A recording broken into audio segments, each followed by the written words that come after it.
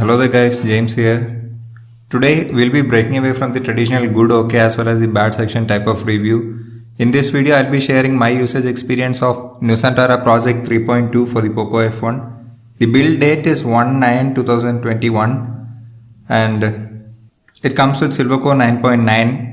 I'll be adding a bit more detail, and in this video we'll be going through many sections of each custom ROM like visual, customizations, performance, battery life and gaming performance. First, let's start off with the visuals. This is the highlight of this ROM actually. What makes it really good is that every animation is tuned perfectly. Like you'll see that every transition and every animation has the same speed, and it has a flow, the whole UI just flows, and they've packaged it neatly. In some ROMs it's very inconsistent, like some animations will be very quick while others will be very slow. In this it's an excellent tight animations, and it's very smooth. So visuals goes into the good section. Now let's talk about customization. There is a special category in the Nusantara wings where all the customization resides.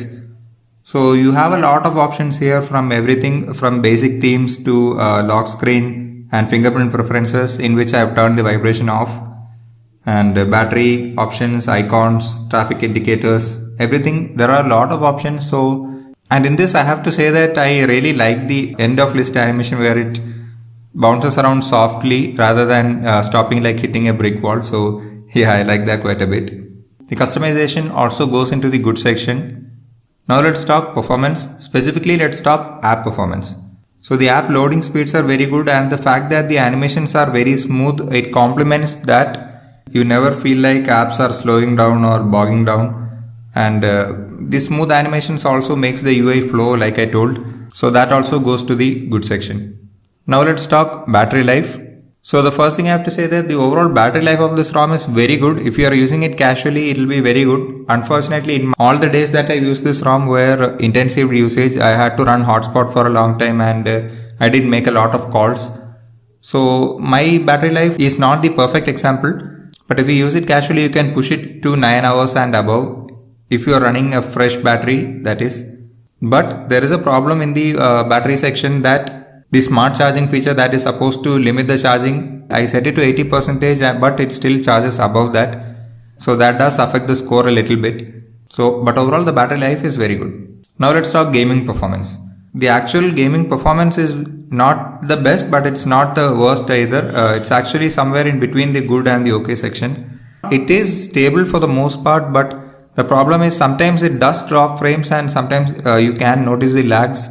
The redeeming feature is the gaming mode in this ROM actually. You will see that the gaming mode is feature packed, and this gaming mode I have started to see in a lot of ROMs in other phones also. It's feature packed, and there is the floating windows. But the thing is, the floating windows is not as perfect as in MIUI or something, but it does work. I'm happy to see this option at least. There is a problem in the gaming section where specifically related to the screen record. If I choose to turn on screen record, sometimes my mic audio will get cut out and my teammates won't be able to hear me while I'm recording. The moment I stop recording, it goes back to normal. So yeah, the gaming performance goes somewhere in between the good and the okay section, but mostly biased towards the good section.